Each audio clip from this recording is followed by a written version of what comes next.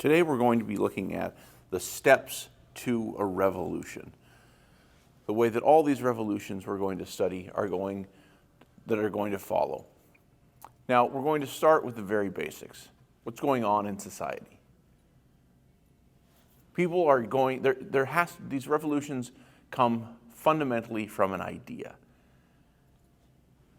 People with influence in society, usually philosophers, academics, even scientists, start to put out ideas that challenge the existing order.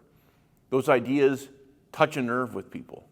People start talking about them. They start sharing those ideas with their friends and their neighbors, and society is suddenly gripped by these new ideas. And those ideas are seen as a challenge to the ancient regime or the old order that had been running the society since as long as we can remember. Now, if things were going great in their society, there would be no need for revolution. But in all of the societies where we're going to see in the 19th century that experience revolutions, there are fundamental problems. There can be economic weaknesses. Wealth can be wildly out of balance. You can have tremendous amount of rich and a big gap, and then everybody else is poor. There could be other social problems of ethnic groups not feeling that they're part of the society, or fear of invasions, or there can be financial crises where the government is spending too much money or markets collapse. It could be weather related. You could see famines, crop failures, any of those things that are going to start, they're going to bring those cracks in the society. Society is fundamentally fragile. There are problems that are stressing everyone out, and they're going to react. So society is unstable. People are upset. There have been calamities, floods, famines, maybe even warfare. But people are going to react. You're going to see initial uprisings. They might be in the form of protests.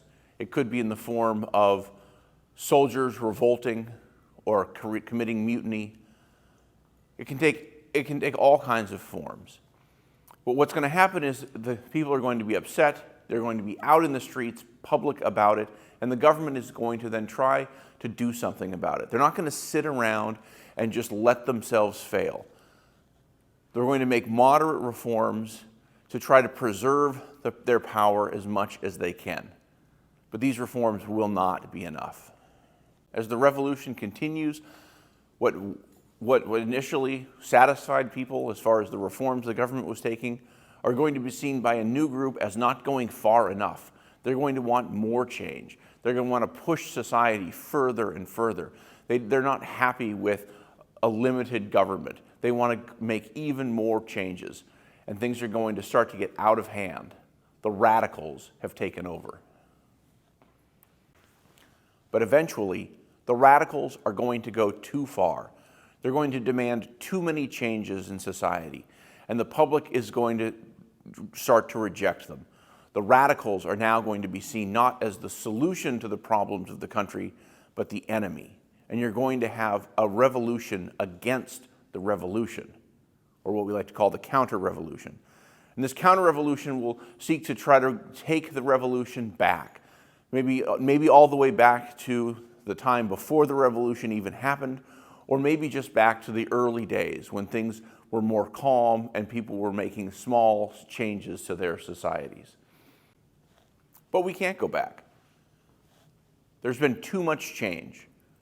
Maybe the old king and his family are dead, and there's no one to take over again. Or maybe just people have liked a lot of the changes that have happened from the revolution, and they're not willing to go all the way back to the ancient regime. In either case, society is fundamentally changed. These ideas of the revolution have now become part of the society, and it's going to have long-term impacts. The change is going to leave society permanently different. And just like the revolution began because people got ideas from famous thinkers in society, so the revolution will create its own children. People in other countries will be inspired by what happened in the revolution, and they'll want some of their own. And that revolution will begin to spread from country to country, causing its own reactions, counter-reactions, radicalizations, leaving society completely changed. So we see that revolutions have 7 steps. First, there has to be, those ideas for change come from somewhere. Second, the society has to be facing crises, either social or economic. Third, there are going to be initial uprisings, protests, etc. And the government is going to respond to those protests with early reforms. But fourth, those reforms are not going to go far enough, and the revolution is going to become more and more radicalized as people demand further changes to their societies. Fifth, at some point those changes are going to go too far, and people are going to react to the revolution. They're going to make a counter-revolution. Sixth, those revolutions are going to make long-term changes in society. Too much has changed for the society to ever go back exactly the way it was before. And seventh, that revolution is going to have international effects. It's going to inspire similar revolutions in other countries, or it's going to inspire revolutions in other countries, or if, as a result of the revolution, other countries might seek to change their societies to try to prevent revolutions from happening in the first place. Now, what you're going to be doing next is I want you to take these 7 steps and apply it first to the French Revolution. We read this in our Module 19 notes, and your activity is going to be a timeline where you're going to take major events of the revolution and tell me why you think they belong to which phase of the revolution. This will help you as you prepare to look at your own revolution and investigate it prior to making your video.